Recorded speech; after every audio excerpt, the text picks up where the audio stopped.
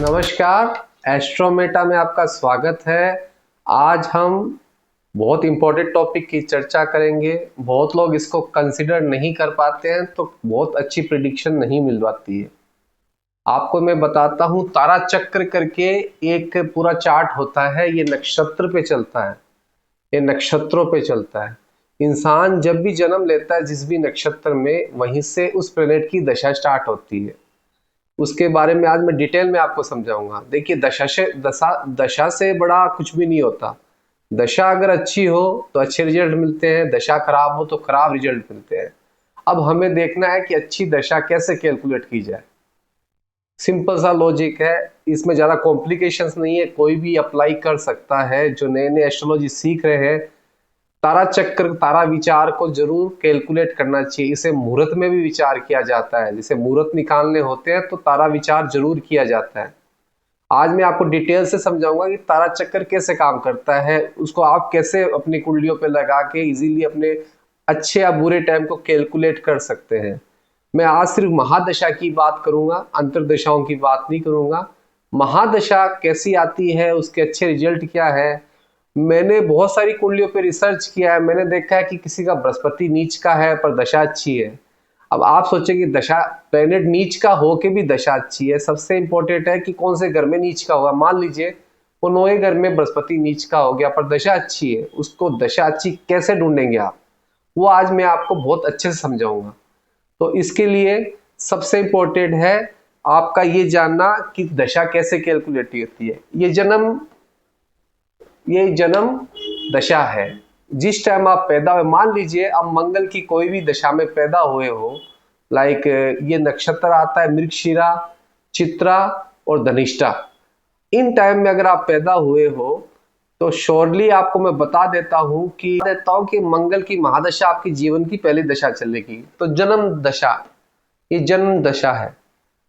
ये आप इसको 8-9 कैटेगरी में बांटा गया है। टोटल 120 साल का स्पैम है ये। तो आपको मैं समझा देता हूं। जन्म, संपत, विपत, केशमा, प्रत्यारी, साधक, वध, मित्र और अति मित्र। इसको कैलकुलेट करने का बहुत आसान सा तरीका है। पहले मैं इनका मीनिंग बता देता हूं। जन्म मतलब जिस जन्म में, जिस महादशा में आप पैदा हुए हो, आपकी जन्म दशा है। उसके बाद आता है संपत। संपत मतलब सुखी, अच्छी प्रॉपर्टी, वेल्थ, सब कुछ मिलता है उस टाइम में। इसीलिए क्या होता है कि छोटे बच्चे या थोड़े से बड़े हो जाए तो उनकी दशा चेंज हो जाती है, तो अपने फादर मदर के अंडर में बहुत अच्छा जीवन गुजारते हैं। हर चीज का वेल्थ मिलता है, हर चीज की खुशियां मिलती है। संपत मतलब आप वर्ड ही समझ लीजिए, संपन्न होना। हर चीज से वो इंसान संपन्न हो जाता है। फिर आती है विपत। विपत मतलब होता है विपदा। विपत का बहुत सही तरीका मैं आप बताऊं, क्योंकि ये दशा संघर्ष वाली होती है। यहाँ पे बहुत अच्छे रिजल्ट की उम्मीद ना करें तो बेहतर है।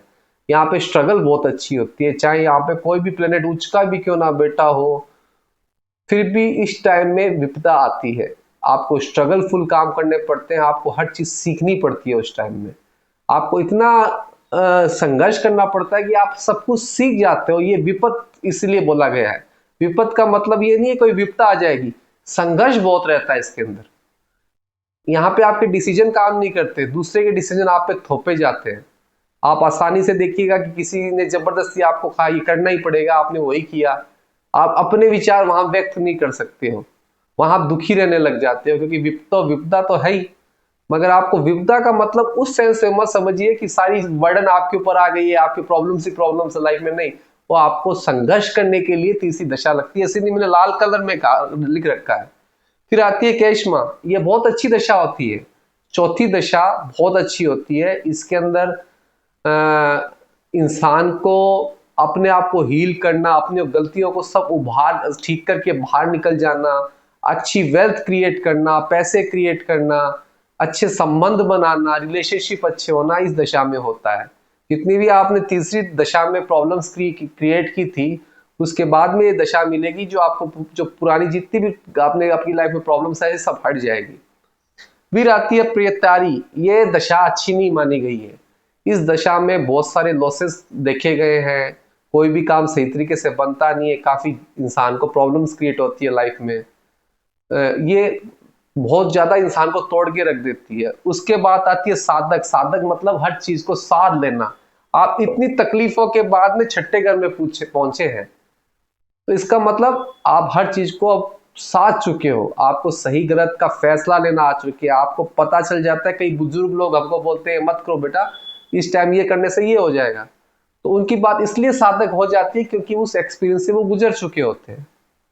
फिर आती है वध। वध का मतलब होता है किसी की हत्या कर देना, पर इसमें वध का मतलब है इंसान की मृत्यु तुल्य प्रॉब्लम्स क्रिएट होती है लाइफ में। मृत्यु नहीं होती है, मृत्यु तुल्य प्रॉब्लम क्रिएट होती है। इसके बाद आता है मित्र, और उसके बाद अति मित्र। ये दशाएं बहुत अच्छी होती है। ये टोटल 120 साल का स्पैम है, तो इतना बहुत रेयरली कोई जी पाता है। पर इस मित्र और अति मित्र को आप दूसरों की कुंडलियों में डाल के भी चेक कर सकते हैं। उसका मैं तरीका बताता हूं। मैं आपको एग्जाम्पल पहले ये बताता हूं कि कैसे आप कैलकुलेट करेंगे। मान लीजिए आप मृगशिरा नक्षत्र में पैदा हुए हैं। मृगशिरा मंगल का नक्षत्र है। मृगशिरा नक्षत्र में बृहस्पति के और बुध के रिजल्ट अच्छा नहीं मिलते, कभी भी नहीं मिलेंगे। बुध और बृहस्पति के रिजल्ट कभी भी अच्छा नहीं मिलेंगे, क्योंकि मृगशिरा नक्षत्र में जो तीसरा आएगा वो विपत आएगा, बृहस्पति की दशा। ये हमेशा आपकी लाइफ में ऑब्स्टिकल्स ही ऑब्स्टिकल्स खड़ी कर रखेंगे। उच्च का भी हो, मान लीजिए अच्छी कंडीशन में भी हो, फिर भी ये तीसरी दशा खराब जाती ही है इंसान की। ठीक है, मृगशिरा को कैलकुलेट कैसे करेंगे? मृगशिरा देखो, मृगशिरा, आद्रा, पुनर्वासु। देखिए मैं आपको एग्जांपल देता हूं। आपको बृहस्पति की नक्षत्र और मंगल का नक्षत्र कैसे कैलकुलेट करना। मान लीजिए आप मृगशिरा नक्षत्र में पैदा हुए हैं, तो मृगशिरा के बाद में कौन सा नक्षत्र आता है? मृगशिरा के बाद में आता है आद्रा। आद्रा के बाद आता है पुनर्वासु, तीसरा पुष्य। अब पुनर्वासु बृहस्पति का है। मृगशिरा, आद्रा, पुनर्वासु। पुनर्वासु बृहस्पति का है। तो जो मृगशिरा में पैदा हुए उनके लिए बृहस्पति तो तीसरा नक्षत्र हो गया, तो तीसरा नक्षत्र विपत आ गया। अब चौथा नक्षत्र कौन सा आएगा? शनि का। वो आएगा आपका पुष्य नक्षत्र। वो बहुत अच्छा जाएगा आपके लिए, किसी का कुंडली में भी अच्छा जाएगा। उसके बाद आता है अश्लेषा, जो 5वां नक्षत्र है। वैसे किसी का जन्म अगर अश्विनी नक्षत्र में हुआ है तो उसके लिए सूर्य खराब है। अश्विनी का मालिक केतु है। अश्विनी, भरणी, कृत्तिका। कृत्तिका का टाइम बहुत बुरा जाएगा, सूर्य की दशा अच्छी नहीं जाएगी। उसके बाद आएगा रोहिणी नक्षत्र। रोहिणी का पीरियड चौथा है, ये चौथा आएगा, कैश माही अच्छा जाएगा। रोहिणी के बाद में आता है मृगशिरा, पांचवा अगेन प्रॉब्लमेटिक है। ऐसे ही आपको कैलकुलेट करना है। ये अगर आप कैलकुलेट करोगे बहुत इजीली आपको महादशा के रिजल्ट पता चल जाएंगे कि मेरे अच्छा आएगा या बुरा आएगा। अगर कोई एस्ट्रोलॉजी सीख रहा है उनके लिए भी ये बहुत इंपॉर्टेंट टॉपिक है। हमेशा याद रखिएगा, जिस टाइम आप जन्म लिए हो, जिस नक्षत्र में आप जन्म लिए हो, जैसे मंगल की महादशा या केतु की महादशा, कोई भी महादशा में आप जन्म लिए हो, तो सबसे इंपॉर्टेंट है पहला उसको पकड़िएगा जो जन्म है, फिर संपत है, फिर विपत है। तो जन्म, मान लीजिए कि अश्विनी नक्षत्र में किसी ने जन्म लिया, अश्विनी, भरणी, भरणी शुक्र का है दूसरा, कृत्तिका तीसरा है सूर्य का, तो तीसरा नक्षत्र विपत है। और चौथा नक्षत्र आता है रोहिणी। तो रोहिणी नक्षत्र उनके लिए चंद्रमा की दशा बहुत अच्छी जाएगी। ऐसे करते करते आप अपना जो भी निकालोगे तो आपको पता चलेगा। अब इसके अंदर एक रूल लागू होता है। मान लीजिए आपकी कुंडली में चौथी दशा चल रही है, जन्म के बाद की चौथी दशा चल रही है, शुक्र की दशा। मान लीजिए शुक्र की दशा चौथी चल रही है। पहले आपको एक चीज और समझाते हैं। टोटल 27 नक्षत्र है, उसी को कैलकुलेट करना है। आप अश्विनी से लेके रेवती तक कैलकुलेट करेंगे। हर प्लेनेट को 3-3 नक्षत्र मिले हैं, तो उसी के हिसाब से 9 नक्षत्र का कैलकुलेशन होगा। मतलब केतु से लेके बुध के नक्षत्र तक ही कैलकुलेट होगा। वापिस से केतु से लेके बुध के, और वापिस से केतु से लेके बुध के नक्षत्र तक कैलकुलेट होगा। जैसे अश्विनी से स्टार्ट होता है, अश्लेषा पे खत्म हो जाता है। मघा से स्टार्ट होता है, ज्येष्ठा तक खत्म हो जाता है। मूला से स्टार्ट होता है, रेवती तक खत्म हो जाता है। तो ये टोटल 27, मगर इनको 9 की डिवाइडेशन में करना है। मान लीजिए कोई का अश्लेषा में जन्म हुआ तो उनका दूसरा नक्षत्र आएगा मघा का, तो मघा केतु का नक्षत्र है। और किसी का ज्येष्ठा में जन्म हुआ है तो दूसरा नक्षत्र मूला आएगा। तो ऐसे कैलकुलेट करना है। अब इसका रूल बता देता हूं। इसका सिंपल सा रूल है। कुंडली में, लगन कुंडली में जैसे मान लीजिए चौथी दशा आ गई, बहुत अच्छी दशा है, छठी आ गई, बहुत अच्छी दशा है, आपकी कुंडली में वो प्लेनेट पापकत्री योग में नहीं होना चाहिए। पापकत्री का मतलब है वो प्लेनेट बैठा है, उसके राइट साइड में मेलिफिक है, उसके लेफ्ट साइड में मेलिफिक है। मान लीजिए जैसे शुक्र बैठा है, शुक्र के राइट साइड में शनि बैठ गया और लेफ्ट साइड में सूर्य बैठ गया, या मंगल बैठ गया, या राहु बैठ गया, तो पापकत्री में नहीं होना चाहिए।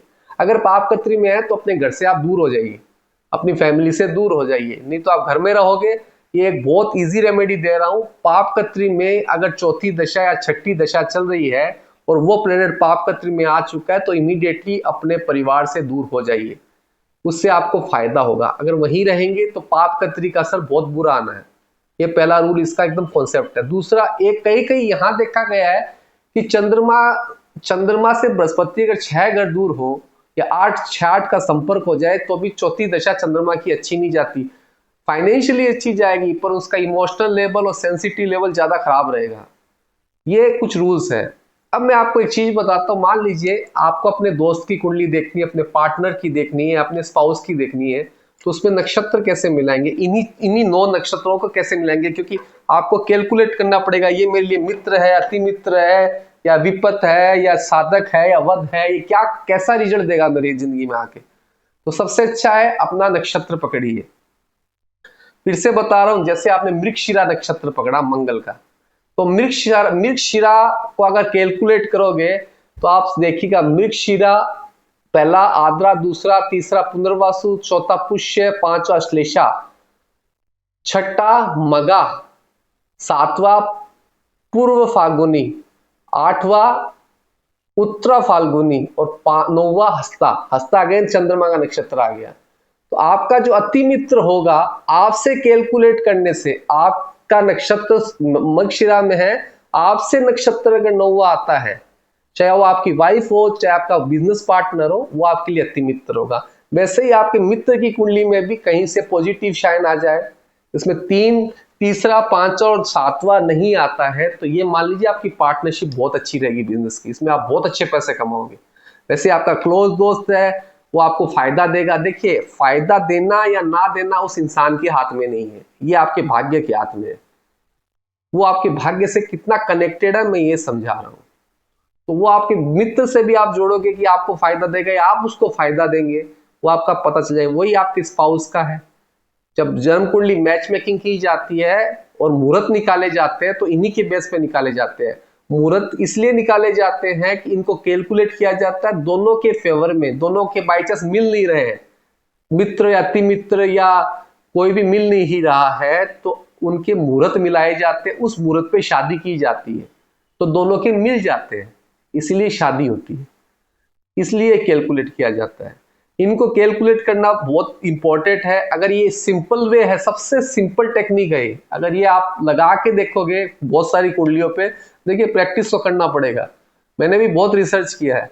प्रैक्टिस करिए, कुंडलियां ढूंढिए, महादशा को कैसे कैलकुलेट किया जाए, अच्छी आएगी या बुरी आएगी, कैसे पता चले जाए, ये देखा जाएगा। मैं अब एग्जाम्पल के तौर से बताता हूँ। मेरे एक जानकार है, मैंने उनकी कुंडली देखी थी, उनके बृहस्पति नीच का होके 9वें घर में बैठा था। अब नॉर्मली किसी को बोलेंगे बृहस्पति नीच का, तो बोलेगा बहुत बुरा रिजल्ट है, मगर एक तो बृहस्पति घर के हिसाब से अपने खुद के घर में था, कालपुरुष की कुंडली के हिसाब से, और चौथी दशा चल रही थी जो केशमा की थी।